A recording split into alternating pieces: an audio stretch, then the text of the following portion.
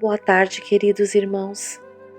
Vamos elevar a Deus nosso Pai uma prece singela, pedindo amparo e proteção para a nossa encarnação, como de todos aqueles ligados a nós pelos laços do amor ou da dor. Pai nosso que estais nos céus, santificado seja o vosso nome, venha a nós o vosso reino e seja feita a vossa vontade, assim na terra como no céu. O pão nosso de cada dia dai-nos hoje. Perdoa, Pai, as nossas ofensas, assim como devemos perdoar aos nossos irmãos. Não nos deixes cair em tentações, livrando-nos sempre de todo o mal. Do Evangelho segundo o Espiritismo, capítulo 13. Que a mão esquerda não saiba o que faz a direita. Fazer o bem sem ostentação. Guardai-vos, não façais as vossas obras diante dos homens, com o fim de serdes vistos por eles. De outra sorte não tereis a recompensa da mão de vosso Pai, que estás nos céus. Quando, pois, dás a esmola, não faças tocar a trombeta diante de si, como praticam os hipócritas nas sinagogas e nas ruas, para serem honrados dos homens. Em verdade vos digo que eles já receberam a sua recompensa. Mas quando dás a esmola, não saiba a tua esquerda o que faz a tua direita, para que a tua esmola fique escondida, e teu Pai, que vê o que fazes em segredo, te pagará. Mateus capítulo 6, versículos de 1 a 4. E depois que Jesus desceu do monte, foi muita gente do povo que o seguiu. E eis que, vindo um leproso, o adorava, dizendo: Se tu queres, Senhor, bem me podes limpar. E Jesus, estendendo a mão, tocou-o, dizendo: Pois eu quero, fica limpo. E logo ficou limpa toda a sua lepra. Então lhe disse Jesus: Vê, não o digas a alguém, mas vai, mostra-te aos sacerdotes e faze a oferta que ordenou Moisés para lhe servir de testemunho a eles. Mateus capítulo 8, versículos de 1 a 4. Nós vamos ver nas instruções dos Espíritos o item 9 e o item 10. A caridade material e a caridade moral. Irmã Rosália, Paris, 1860. Item 9. Amemo-nos uns aos outros e façamos aos outros o que quereríamos que nos fosse feito. Toda a religião, toda a moral se encerram nesses dois preceitos. Se eles fossem seguidos no mundo, todos seriam perfeitos. Não haveria ódios nem ressentimento. Direi mais ainda, não haveria pobreza, porque do supérfluo da mesa de cada rico, quantos pobres seriam alimentados? E assim, não mais se veriam nos bairros sombrios em que vivi, na minha última encarnação, pobres mulheres arrastando consigo miseráveis crianças necessitadas de tudo. Ricos, pensai um pouco em tudo isso. Ajudai o mais possível aos infelizes. Dai para que Deus vos retribua um dia o bem que houverdes feito, para encontrardes, ao sair de vosso invólucro terrestre, um cortejo de espíritos reconhecidos, que vos receberão no limiar de um mundo mais feliz. Se pudesseis saber a alegria que provei, ao encontrar no além aqueles a quem beneficiei na minha última vida terrena. Amai, pois, ao vosso próximo, amai-o como a vós mesmos, pois já sabeis agora que o desgraçado que repelis talvez seja um irmão, um pai, um amigo que afastais para longe. E então, qual não será o vosso desespero ao reconhecê-lo depois no mundo dos espíritos. Quero que compreendais bem o que deve ser a caridade moral que todos podem praticar, que materialmente nada custa e que, não obstante, é a mais difícil de se pôr em prática. A caridade moral consiste em vos suportardes uns aos outros, o que menos fazeis nesse mundo inferior, em que estáis momentaneamente encarnados. Há um grande mérito, acreditai, em saber calar, para que outro mais tolo possa falar. Isso é também uma forma de caridade. Saber fazer-se de surdo quando uma palavra irônica escapa de uma boca habituada a caçoar.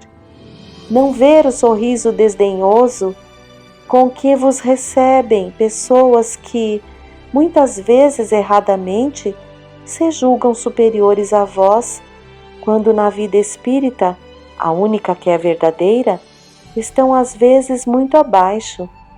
Eis um merecimento que não é de humildade, mas de caridade, pois não se incomodar com as faltas alheias é caridade moral. Essa caridade, entretanto, não deve impedir que se pratique a outra. Pelo contrário, pensai sobretudo que não deveis desprezar o vosso semelhante. Lembrai-vos de tudo o que vos tenho dito. É necessário lembrar, incessantemente, que o pobre repelido talvez seja um espírito que vos foi caro e que momentaneamente se encontra numa posição inferior à vossa. Reencontrei um dos pobres do vosso mundo a quem pude, por felicidade, beneficiar algumas vezes, e ao qual tenho agora de pedir por minha vez. Recordai-vos de que Jesus disse que somos todos irmãos, e pensai sempre nisso, antes de repelirdes o leproso ou o mendigo. Adeus. Pensai naqueles que sofrem e orai.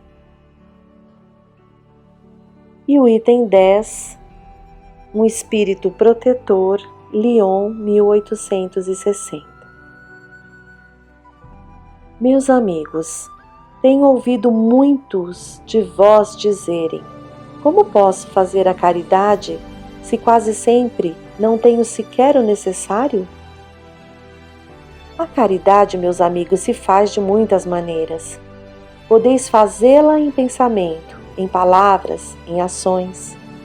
Em pensamento, orando pelos pobres abandonados, que morreram sem sequer terem vivido. Uma prece de coração os alivia. Em palavras, dirigindo aos vossos companheiros alguns bons conselhos. Dizeis aos homens amargurados pelo desespero e pelas privações, que blasfemam do nome do Altíssimo: eu era como vós, eu sofria, sentia-me infeliz, mas acreditei no Espiritismo e vede, agora sou feliz. Aos anciãos que vos disserem: é inútil, estou no fim da vida, morrerei como vivi. Respondei: a justiça de Deus é igual para todos, lembrai-vos dos trabalhadores da última hora. As crianças, que já viciadas pelas más companhias, perdem-se no caminho, nos caminhos do mundo, prestes a sucumbir às suas tentações, dizei: Deus vos vê, meus caros pequenos, e não temei repetir frequentemente essas doces palavras que acabarão por germinar nas suas jovens inteligências, e em lugar de pequenos vagabundos, fareis deles homens verdadeiros. Essa é também uma forma de caridade. Muitos de vós dizem ainda: somos tão numerosos na terra que Deus não pode ver-nos a todos. Escutai bem isso, meus amigos. Quando estais no alto de uma montanha, vosso olhar não abarca os bilhões de grãos de areia que a cobrem? Pois bem, Deus vos vê da mesma maneira, e Ele vos deixa o vosso livre-arbítrio, como também deixais esses grãos de areia ao sabor do vento que os dispersa. com a diferença que Deus, na sua infinita misericórdia, pôs no fundo do coração uma sentinela vigilante que se chama consciência. Ouvia, que ela vos dará bons conselhos. Por vezes, conseguis entorpecê-la, opondo-lhe o espírito do mal, e então ela se cala, mas ficais seguros de que a pobre relegada se fará ouvir, tão logo a deixardes perceber a sombra do remorso. Ouvi-a, interrogai-a, e frequentemente sereis consolados pelos seus conselhos. Meus amigos, a cada novo regimento o general entrega uma bandeira. Eu vos dou essa máxima do Cristo. Amai-vos uns aos outros. Praticai essa máxima. Reuni-vos todos em torno dessa bandeira, e dela recebereis a felicidade e a consolação. Queridos irmãos, vocês viram? No primeiro trecho, a irmã Rosália vem alertar a gente para que a gente lembre daquele mandamento, né? Amemo-nos uns aos outros e façamos aos outros o que quereríamos que nos fosse feito. Ela vem nos alertar que muitas vezes aquele desgraçado que repelimos talvez seja um irmão, um pai, um amigo, e que a gente afasta para longe. E diz ainda qual não será o nosso desespero ao reconhecê-lo depois no mundo dos espíritos. Nós espíritas sabemos que já tivemos outras existências e que esse mundo de expiação e prova foi preparado para nós. Ninguém, nenhuma pessoa que nos vinculamos, que nos encontramos nesse mundo é ao acaso. Então que fiquemos atentos, vigilantes, para não incorrer em mais erros do que já o fizemos até essa presente encarnação, né? O item 10, onde nos fala um espírito protetor, vem nos esclarecer que a caridade ela pode ser feita de várias maneiras: pensamentos, palavras e ações. Ele fala que através do pensamento pode ser orando pelos pobres abandonados, né? Por aqueles que estão em desespero. Em palavras, dirigindo às pessoas que encontramos bons conselhos. E ele dá exemplos também aos homens amargurados pelo desespero, dizei, né? Eu era como vós, sofria, sentia-me infeliz, mas acreditei no Espiritismo e vede, agora sou feliz. Olha esse trecho. Então nos dizemos muitas vezes espíritas e nos deixamos envolver por uma tristeza muito grande, não é?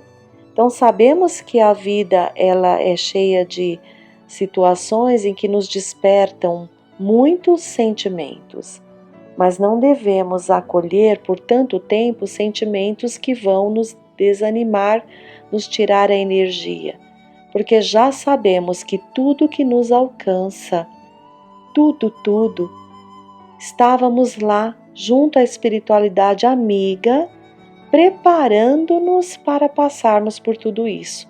Então temos a condição. Viemos para um mundo de provas e expiações, somos espíritas, sabemos que não somos vítimas, que aquilo que nos alcança, que nos dói, temos condição de respirar e dizer: Deus Pai, me ajude diante dessa situação. Então, ele fala dessa questão da palavra ao outro que sofre, que é também uma maneira, uma forma de caridade. Mas para isso precisamos ter recursos para auxiliar aos nossos irmãos, né? Ele diz: dizei aos anciãos que vos disserem: não vale mais a pena, dizei, lembrai-vos dos trabalhadores da última hora. Como eu vou ter palavras assim de incentivo se não estudo, se não leio o Evangelho e não trago ele para a minha vida?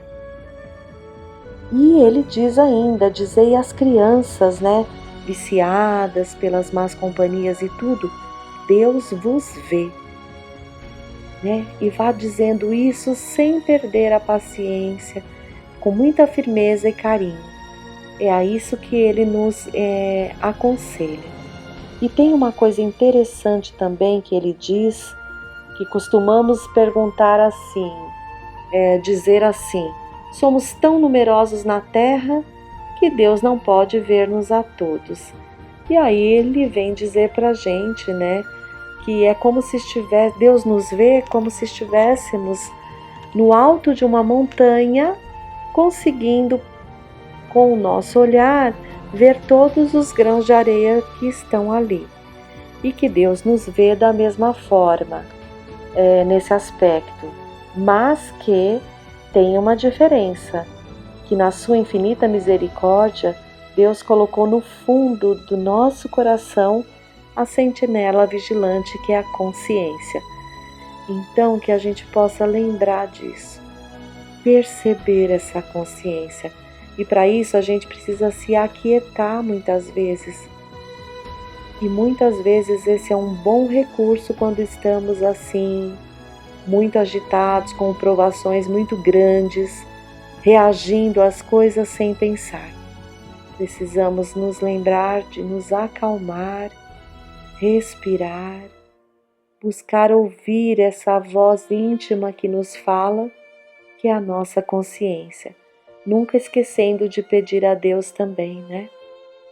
E na hora que estávamos lendo aqui, somos tão numerosos que Deus não pode nos ver a todos, eu me lembrei de um trechinho daquele livro que nós vimos um pedaço também, que é o Estudando a Gênesis à Luz do Espiritismo, a série de estudos do Antigo Testamento que o Haroldo Dutra faz. No segundo capítulo, quando ele fala da estrutura literária da Gênesis, né? Ele coloca que observa duas mensagens muito importantes na Gênesis de Moisés. A primeira delas é que Deus é o Criador do cosmos, né? Que tudo na criação é ordenado, tem o seu papel.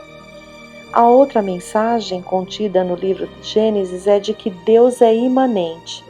E aí ele coloca: apesar de absoluto e infinito, ama tanto que se restringe para se relacionar com suas criaturas. Ele age nas vidas individuais, na comunidade, na criação como um todo. É um Deus que se importa, é um Deus providência, que provê, provedor, cuidador. Essa mensagem é importante porque às vezes imaginamos um Deus transcendente, absoluto e ilimitado, para o qual a realidade da criatura poderia ser desinteressante. Cogitamos que Deus é grandioso demais para estar preocupado conosco. Daí a ideia de que ele teria criado um sistema que funcionasse automaticamente. Contudo,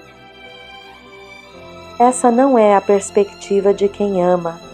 Amar é se importar, é cuidar, é interagir, é doar, é se interessar, é se encantar, é querer estar junto. É um trecho muito lindo, né? Que o Haroldo Dutra passa para a gente através da sua análise aqui. E agora, para encerrar, eu vou ler um poema da Maria Dolores do livro Alma e Vida, psicografado pelo Chico Xavier, que tem a ver com essa questão da caridade. Principalmente nós do União que temos as famílias que atendemos. Olha que lindo. Gente nossa. No atendimento à penúria da multidão que desfila, de alma cansada e intranquila, rogando agasalho e pão, não digas que esse trabalho vem de vaidade ou loucura, desprimorando a cultura ou deprimindo a visão. Silencia por instantes o alarme da inteligência e escuta na consciência o coração a falar. Essa fila enorme e aflita é nossa família à frente, pedaço de nossa gente em torno do nosso lar. de sentimento a guiar-te, notarás no próprio peito surgir imenso respeito por esses irmãos na dor. Olha o garoto que passa, enfermo, de olhar sem brilho, podia ser nosso filho, gritando por nosso amor. Fita os irmãos fatigados, sob as rugas da incerteza, marcados pela tristeza de quem vive sempre a sós. Foram jovens cintilantes, que em meio à graça e ao ruído, talvez pudessem ter sido nossos pais, nossos avós. Alegra-te por servi-los, doar-lhes paz e esperança. É próprio de quem avança, cumprindo as divinas leis. Acolhe-os e escutarás a voz do Cristo onde fores. Todo amparo aos sofredores é sempre a mim que o fazeis. Um abraço a todos.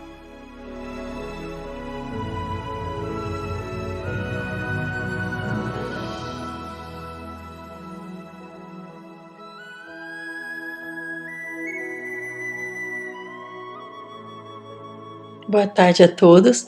Mais uma vez estamos aqui para falar um pouquinho do Livro dos Médiuns, né? Agora de uma forma diferente, vocês vão estar só me ouvindo, mas com certeza os nossos corações, os nossos pensamentos estarão assim unidos, né?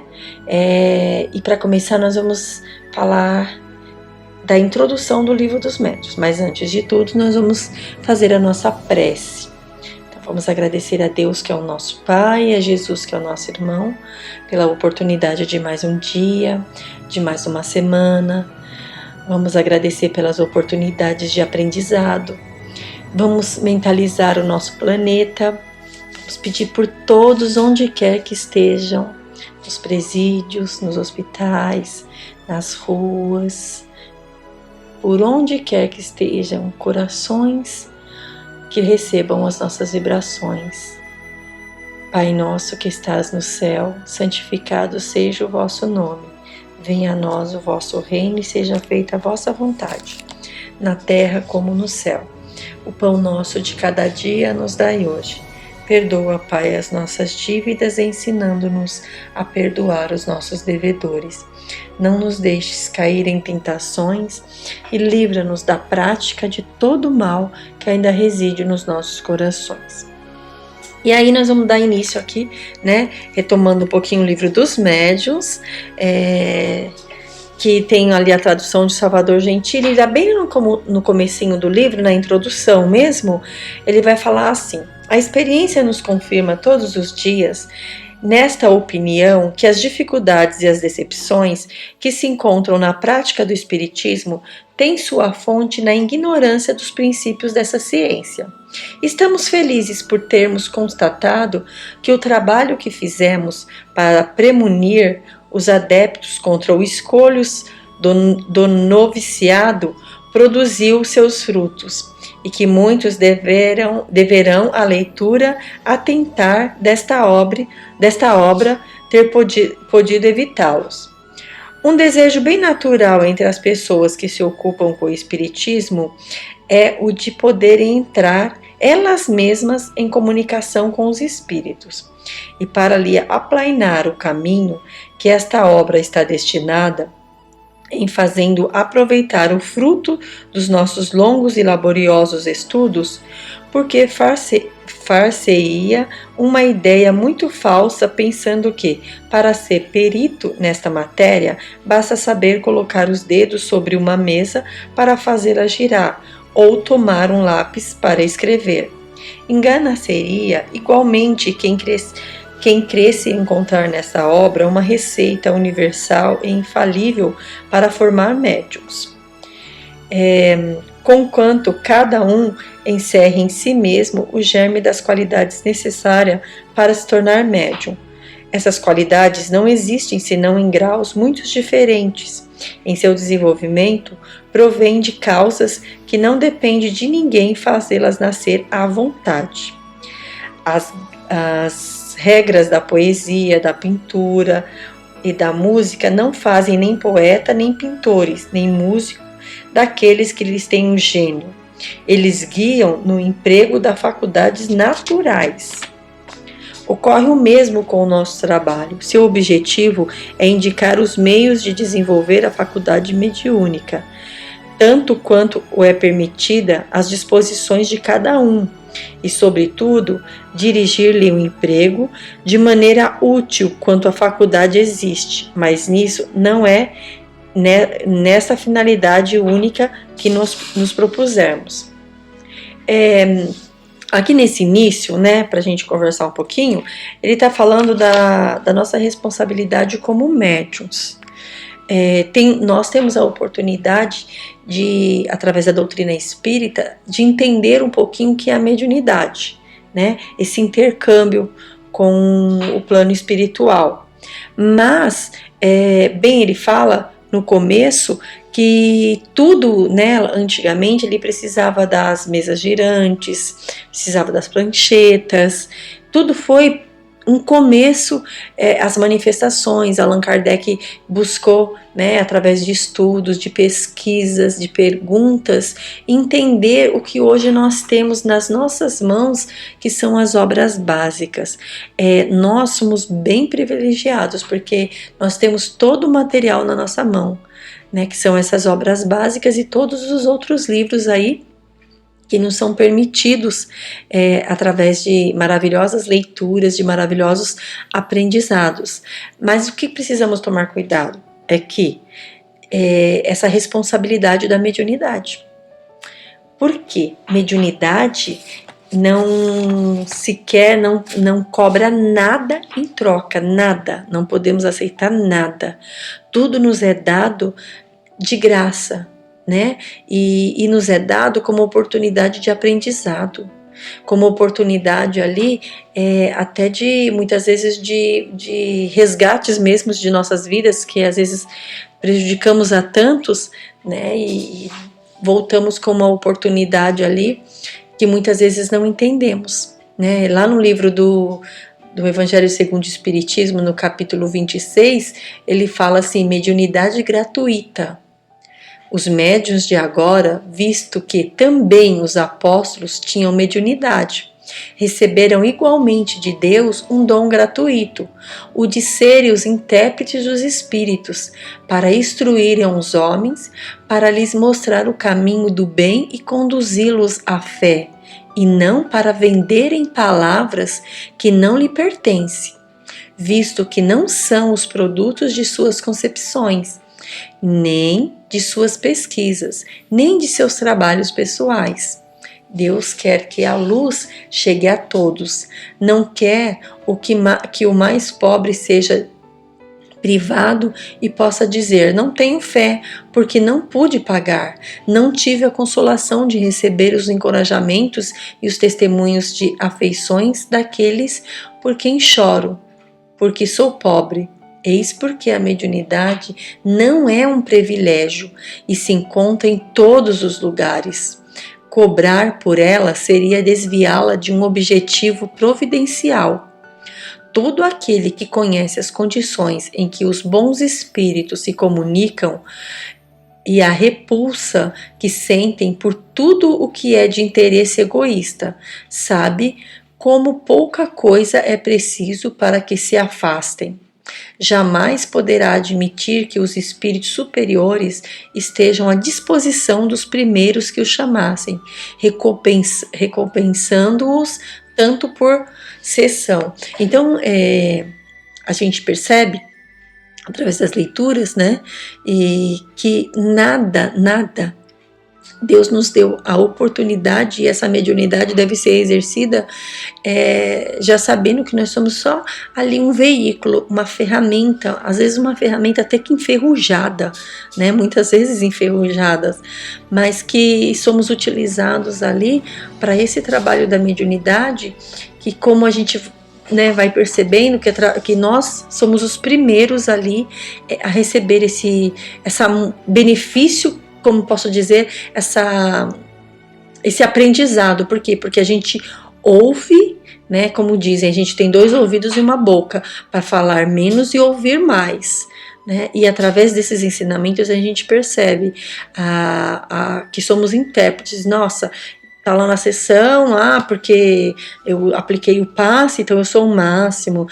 Não, porque eu dei uma comunicação. Não, é isso justamente o que ele está dizendo, que somos intérpretes, né? Toda essa comunicação não é ali um privilégio nosso, muito pelo contrário, é uma oportunidade que nos foi confiada para que a gente possa sim fazer ali, né, bom uso e aprender com tudo isso. Mas se vier alguma troca, algum pagamento em relação a esse trabalho, imediatamente nos será tirado. Então a gente precisa pensar bem, perdão, na oportunidade que nós temos, né? Basta, como ele diz, basta sim um pensamento ali de troca, um pensamento de, como posso falar aqui, de promessas. Essa mediunidade pode me ser afastada, pode ser me tirada, mas é por quê? Porque Deus tirou eu mesmo, através das maneiras que eu fiz, da falta de respeito com o trabalho, da falta de disciplina, da falta de busca, de estudo, né, de entendimento daquilo que nós estamos fazendo. Levamos a responsabilidade, e ser médiuns, né, tá nos vigiando. Todo mundo é médium? Sim. Né? Todos nós somos em graus diferentes, mas todos nós já percebemos, né, alguém nos chamando e de repente você olha, não tem ninguém te chamando, e você ouviu o seu nome. Muitas vezes são espíritos, né, brincalhões que se aproximam, muitos familiares nos visitam e às vezes a gente percebe e fala, que tive um arrepio, o que seria isso, né, se não é a mediunidade? E tem a mediunidade do trabalho, ao qual nós estamos ali, né, através às vezes da psicografia, do passe, da psicofonia, da orientação. E aí nós vamos aprendendo. Todas elas não vêm para deixar a pessoa, nossa, né, que médium, de forma nenhuma, vem como aprendizado. E o que a gente tem que mais lembrar é dos exemplos de Jesus. Jesus é o nosso exemplo, nosso maior exemplo. Ele fez tudo, né, e não deixou nada escrito, e sim com os seus exemplos, suas palavras, suas atitudes, seus pensamentos. Hoje nós estamos passando por uma transformação no nosso planeta, mas nós que já estamos estudando um pouquinho, já viemos, né, assistindo palestra, temos as maravilhas das obras básicas em nossas mãos, a gente tem os exemplos maravilhosos de todos esses nossos fofos da doutrina espírita, né, ia começar por Allan Kardec, que teve, né, todos esses estudos para trazer para nós esses livros. Nós temos aí o nosso Chico Xavier, que agora já está do outro lado e que continua, né, realizando os trabalhos. Tem aí o Divaldo, o Pereira Franco, e tudo isso são bagagem para que a gente entenda o que eu estou fazendo nesse planeta, quem sou, por que estou aqui. Por acaso não é. Nada nos acontece por acaso, nada. Então, a mediunidade, como nós somos médios, muitas vezes nós sentimos, né? Ou observe como são os pensamentos. Que pensamentos que te atingem ali no dia a dia? Aí você vai dizer, mas são os espíritos. Sim, são os espíritos. Muitos espíritos, a aproximação de espíritos, eles vão sim passando alguns pensamentos, mas a diretriz desses pensamentos somos nós. Nós escolhemos, nós somos ali responsáveis pelas nossas escolhas. Nenhum espírito fará coisa alguma sem a nossa permissão, né? Então, existe obsessor? Existe sim. Por quê? Porque muitas vezes eu magoei, eu feri, eu não soube valorizar e hoje tenho como forma de cobrança. Mas por que ele me cobra? Porque ele não vê em mim transformação. Porque a partir do momento que eu transformar, que eu mudar de verdade, que eu mexer com esses sentimentos, que eu começar a observar quem realmente eu sou, se eu estou pensando, o que eu estou pensando agora? Por que eu estou pensando isso? né? Se eu tenho dificuldade de perdoar, meu Deus, tá? Não dá ainda para estar 100%, não dá, mas já dá sim para eu tentar mudar. As tentativas são muito bem vistas pelos esses nossos amigos espirituais. Tem ali o nosso protetor, que tem ali um trabalho maravilhoso de cuidar de nós, de nos intuir, de tentar passar pensamentos bons, atitudes, de nos mostrar o caminho correto. Mas ele só fala calmamente, respeitosamente, né? Não insiste para não prejudicar a nossa escolha. E lá vamos nós. Resolvemos ouvir o outro lado. Qual que era o outro lado? O lado que ainda nos chama atenção, o egoísmo. Imagina, eu ficar quieta, não fico. Falou, eu vou falar também. Baixar a cabeça, não abaixo, enquanto o meu espírito protetor fala, calma, deixa pra lá, depois se resolve, ou não se irrite, fale com as palavras adequadas. Não, mas será que eu ouço tudo isso? Não somos vítimas, nunca fomos vítimas, não somos e não seremos vítimas das circunstâncias, né? Por quê? Mas então tudo que me acontece é tudo porque eu mereço? Basta observar como que nós estamos vivendo.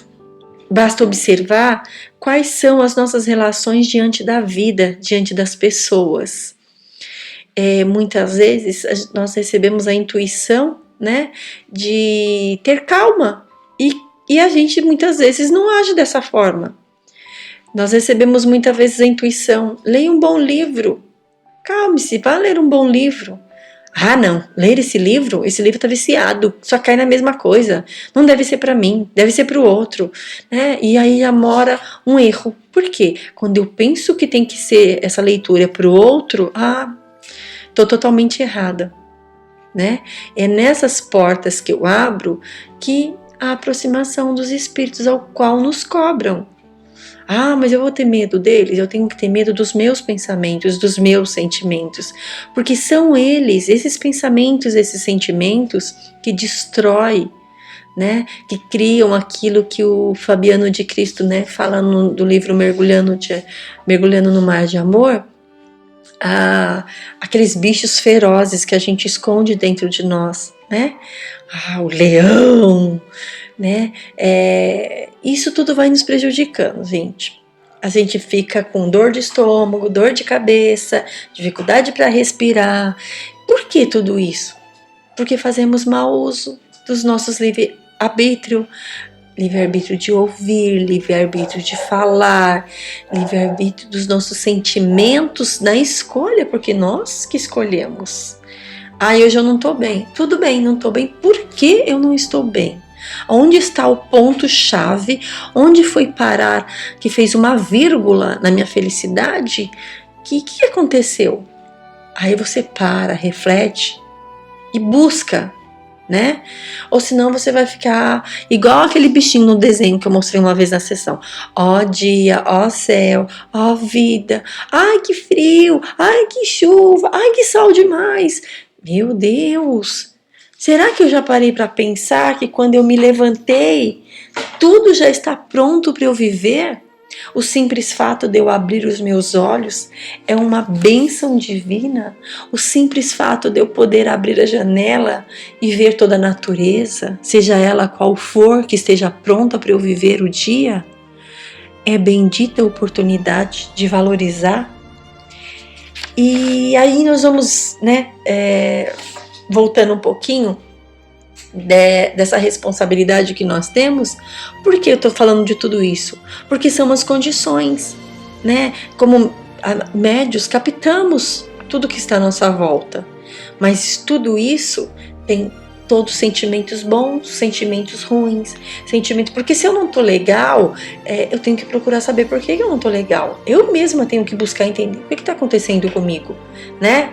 Se eu tenho aproximação desses amiguinhos, nossa, fica um dia inteiro com esse pensamento. Peraí, então eu vou ter que fazer alguma coisa. Vou buscar uma leitura, uma música. Se precisar eu danço, eu faço uma ginástica, eu vou mexer com as plantas, eu vou fazer uma comida gostosa. sabe, focar, gente? Nós precisamos aprender a focar. E às vezes a gente é assim, a gente abre um monte de caixinha para fazer tudo ao mesmo tempo, né? Você pega ali, às vezes tá fazendo uma coisa e começa a fazer outra e faz tudo ao mesmo tempo e acaba se perdendo muitas vezes. Então a gente precisa focar. Eu tô fazendo, vamos lá, pensar. Estou fazendo uma leitura. Eu estou prestando atenção em todas as palavras que estão ali nas entrelinhas. Eu estou prestando atenção naquela palavrinha que talvez seja a chave para aquilo que eu estou precisando? Ou eu faço uma leitura maquinal? Vira uma máquina. E é onde a gente cai. Nossa, isso de novo caiu para mim? Ah, não. Não deve ser para mim, não. Deve ser para o meu marido. Para mim não é. Para o meu amigo, para minha mãe, para fulano. Não, é para mim. Abriu o evangelho, eu abri, ele não está viciado, não. É porque muitas vezes eu abro e não presto atenção no que está realmente escrito. Eu não presto atenção na mensagem que está ali. Por isso vai retornando. Enquanto eu não colocar aquilo verdadeiramente em mim e não entender, ele vai ficar voltando. E outra coisa, o que tem voltar? Veja bem como nós somos errados. Porque quando é aprendizado, pode voltar 10 vezes na mesma página que nunca eu vou reclamar. Não é verdade? E isso se eu sou uma pessoa resignada. Mas como nós não somos, o que nós fazemos? Reclamamos.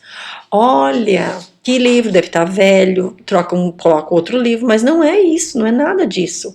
É prestar realmente atenção no que está escrito nas entrelinhas. Por que essa mensagem está me chegando, né? E aí ele continua, né, falando um pouquinho da mediunidade. Eu vou continuar um pedacinho que está aqui no livro dos médiuns, onde ele fala assim: ao lado dos médiuns propriamente dito, a multidão que aumenta todos os dias de pessoas que se ocupam com manifestações espírita, guiá-las em suas observações, assinala-lhes os escolhos que podem e devem necessariamente encontrar em uma coisa nova, iniciá-las na maneira de conversar com os espíritos, indicar-lhe os meios de ter boas comunicações. Aí nesse pedacinho, o que ele está falando, né? Da nossa responsabilidade. Nós que frequentamos a doutrina espírita, né? O centro espírita ali, temos a oportunidade de exercer o trabalho. Porque eu não posso exercer um trabalho da mediunidade na minha casa no sentido de psicografar, de psicofonia, de aplicar o passe. Por quê?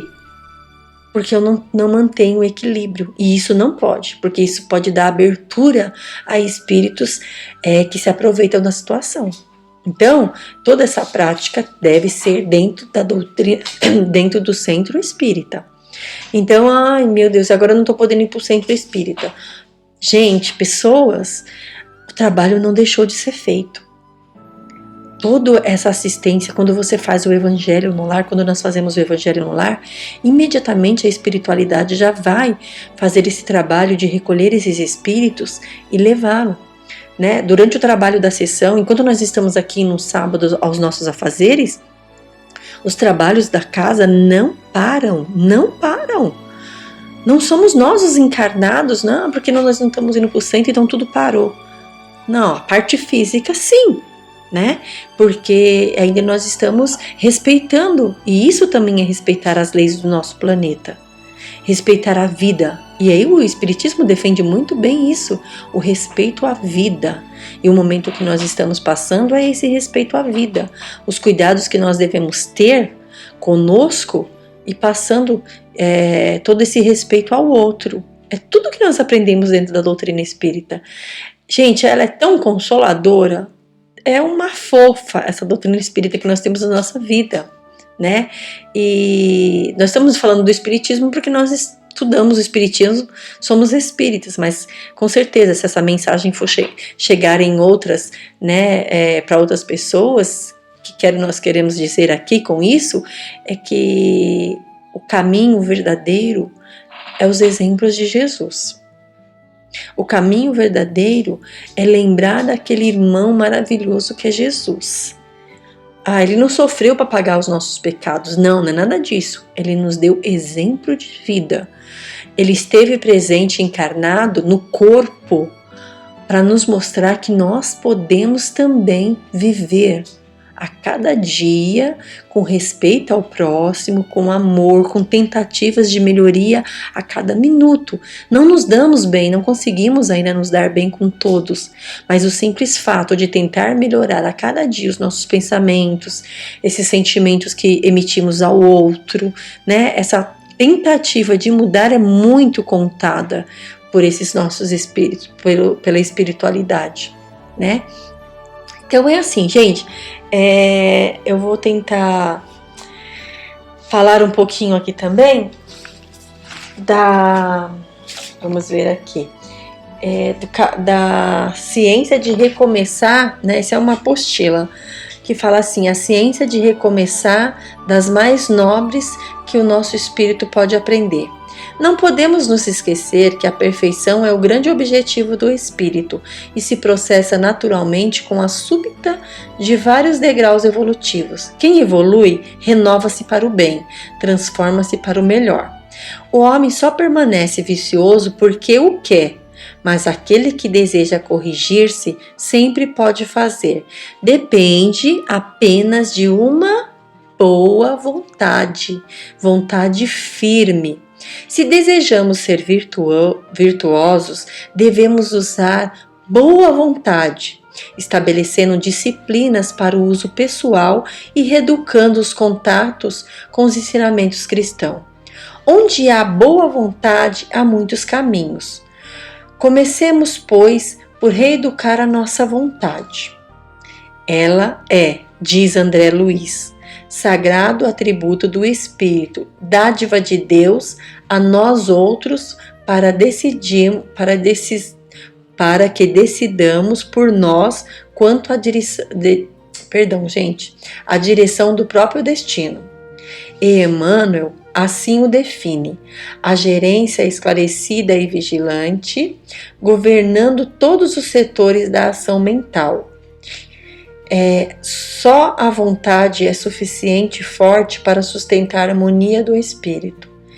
Caminhando prudentemente pela simples boa vontade, a criatura alcançará o divino reino de luz.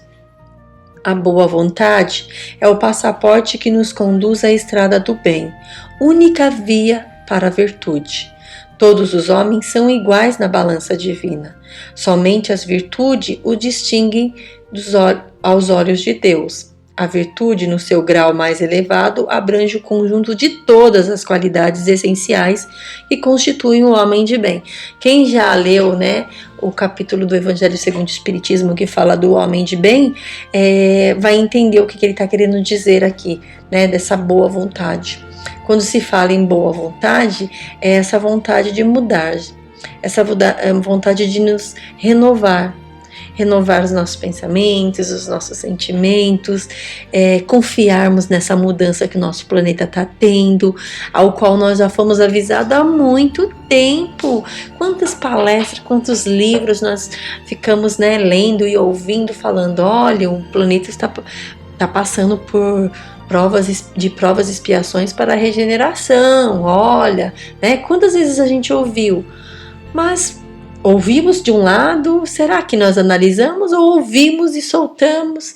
E agora, quando nos vem a prova, a verdadeira prova, né, que nos busca ali a fé viva, que nos busca a confiança de Deus e de Jesus, que cuidam do planeta, eles estão cuidando todos os segundos, nada acontece por acaso. O que acontece é necessário para o nosso aprendizado. Busquemos essa confiança. Pessoas, confiança. Não deixe o pensamento se entristecer, não deixe os corações se abaterem, não, nada disso. Existe sim uma prova que nós estamos passando, provas e expiações e a transformação, tudo acontecendo junto, né? Então, o que acontece? Lá veio um vírus que não escolhe nem rico nem pobre. Ele vai ali mexendo, transformando, descobrindo e buscando situações esquecidas, fazendo repensar, fazendo de certa forma através da máscara. Isso é uma coisa que eu que estou colocando, tá, pessoas? A gente fechar a nossa boca um pouquinho, né? E quando a gente coloca lá a máscara que puxa um pouquinho das nossas orelhas, talvez seja para ouvir mais e tomar cuidado com o que nós falamos, né? Os cuidados, realmente os cuidados que nós devemos ter com as palavras, com as ações, com os sentimentos. Não se entristeça, não desanime, não desacredite. Oremos pelos nossos governantes. Não vamos criticar, vamos orar. Não sejamos os pessimistas, mas os otimistas. Não sejamos ali aqueles que desconfiam, ficam com medo e desacreditam dessa mudança, dessa transformação. Não podemos ser assim. Tudo está sob controle. Nas palestras lá que o José Luiz, né, faz com a gente, ele sempre falava lá na sessão que tudo está sob controle. Está mesmo. Se você buscar ali Deus, Jesus, os nossos exemplos, os nossos amores, aquele que cuida de nós, que nos protege, você vai ficar bem, você vai melhorar o pensamento e sentimento. Busca ouvir boas músicas, busca ouvir palestras, né? A gente está tendo os áudios das palestras aí, leituras, dance, cante, né? Leia poesias, histórias, exemplos de vida. Hoje a gente tem a internet, que tem aí também cada exemplo maravilhoso que tem, né, de mudança. Internet, como tudo, são escolhas. Mas a internet não presta, gente, por favor, né? Escolhas, tudo são escolhas. A TV, meu Deus, a TV é de notícias ruins. São escolhas, são necessárias muitas notícias para que a gente caia em si do que nós estamos passando, da verdadeira mudança que nós devemos fazer. Bom, eu vou encerrar com um pedacinho do livro O Médico Jesus, de José Carlos de Luca, que ele fala assim: palavras que curam. Tu que estás lendo pode curar a ti mesmo e aos teus semelhantes pelo poder sem limite da palavra falada e escrita. Ela pode ser um catalisador de forças que até então desconheces. Usa esse dom divino que o teu coração guarda, acionando-o pela mente. Miramês. Aprendemos como todos os mestres espirituais da humanidade, aprendemos com todos os mestres espirituais da humanidade que as palavras criam os nossos destinos e, portanto, criam também a nossa saúde ou doença. A palavra, quando repetida com sentimento, cria um campo magnético poderoso capaz de atrair a ideia expressada. Jesus esclareceu: ainda não compreendeis que tudo que entra pela boca desce para o ventre e é lançado fora? Mas o que sai da boca procede do coração e isso contamina o homem. Palavras são como sementes, existem as positivas e as negativas. Nós escolhemos quais delas alimentar. Vamos analisar o nosso vocabulário. Carecemos observar o que está saindo de nossa boca, a fim de eliminar palavras e frases altamente doentias como essas. Então vamos observar quais são essas frases. Ainda morro disso. Sofro de um mal terrível. Ai, minha saúde não vai bem. Meu organismo é fraco. Estou muito doente. Estou piorando a cada dia. Ai, se melhorar, estraga. Todo esse processo de cura se estabelece na mente, passa pela boca e se completa no coração. Evite também palavras maledicentes, palavras que abrem feridas, que machucam o próximo, pois tudo isso será um veneno para nós mesmos. Utilize frases que são verdadeiros remédios para a alma. Vamos ver então quais são elas, pessoas? Para a gente mudar? Vamos lá. Sinto-me cada vez melhor. Meu corpo é abençoado por Deus. Sou suficientemente forte para superar a enfermidade. A força divina me cura de todos os males. Meu organismo é muito forte. Eu sou luz, força e poder. É verdade que toda cura começa na mente, mas passa também pelo que sai da nossa boca. Por isso, fale somente o bem.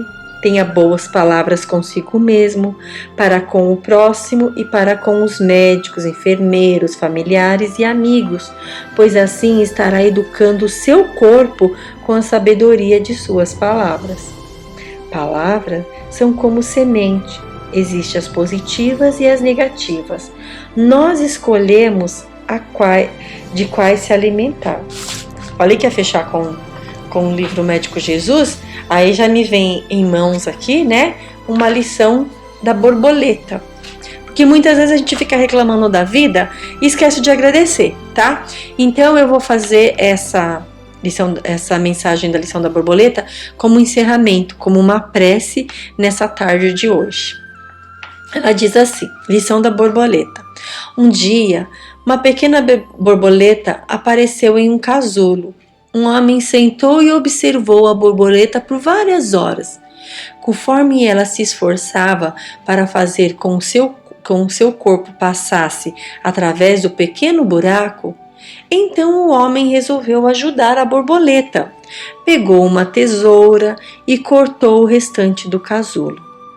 A borboleta então saiu facilmente, mas o seu corpo estava murcho, pequeno e tinha as asas amassadas.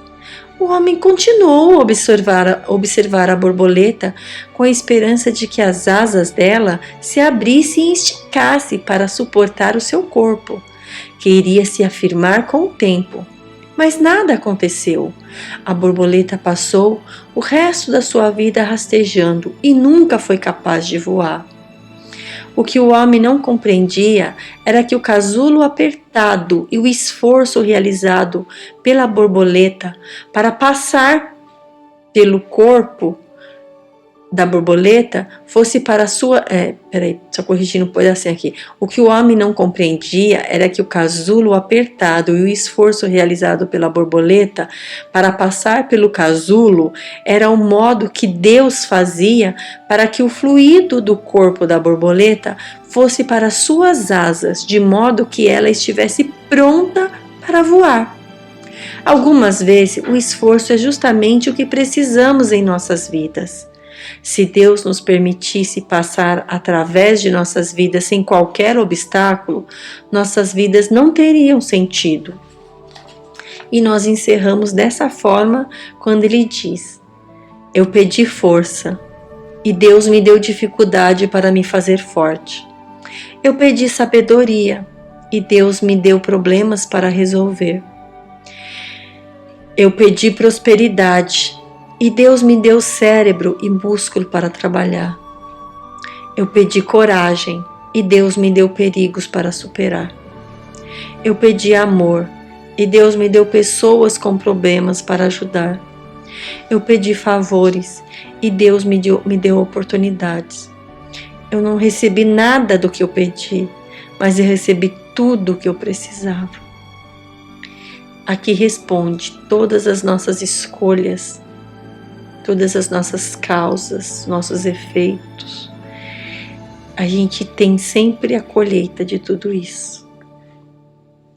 Obrigada, que Deus, que Jesus seja ali os nossos pensamentos no dia a dia, das suas lições,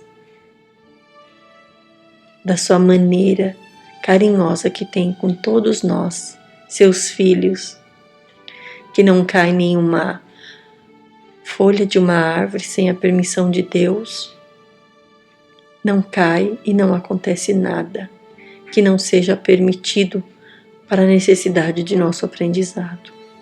Que assim seja, obrigada e uma boa tarde a todos.